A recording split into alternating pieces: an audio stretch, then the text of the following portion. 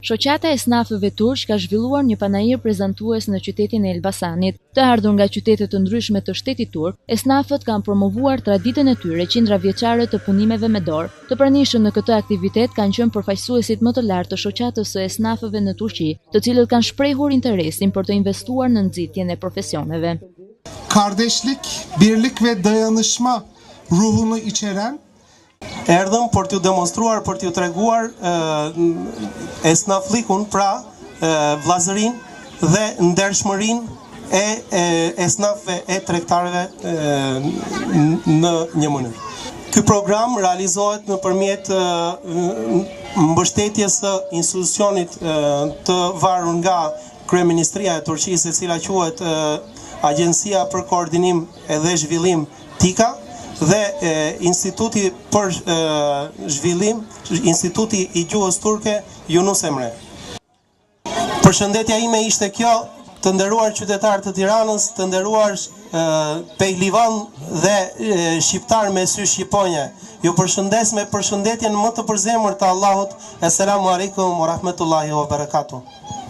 Dua të them diçka konkrete, ne biseduam me zëvendës kryetarin e bashkisë, duke i konkretizuar gjërat dhe i dham atij fjalën tonë të nderit për të bërë një projekt brenda Kalas, i cili do të shërbej për ringritjen e të gjitha zanateve që janë drejt humbjes ose kanë humbur, dhe për ta bërë atë që të vazhdojë gjatë. Kalıcı ilişkiler kurmamızı sağladığı için kendilerine teşekkür ediyorum. Hürmetlerimi sunarım. Miq nga Turqia janë pritur nga nënkryetari i bashkisë zoti Serafin Papa. Në fjalën e tij, numri 2 i bashkisë tha se Elbasani është një ndër qytetet të cilët ka pasur shumë të zhvilluar profesionet dhe zanatet. Të gjithë e dim që qyteti i Elbasanit e ka pas të zhvilluar shumë esnafët, siç kanë qenë argjendarët, leshpërnuesit, punimet e drurit dhe shumë esnaf të tjerë, të cilët gjatë periudhës para viteve 90, ato u zhdukën për arsye që këtu prona private u kthyen në pronë shtetërore. Mbas viteve 90 janë bërë përpjekje për zhvillimin e esnafit. Por deri tani këto zanate nuk kanë marrë për krahjen e dur.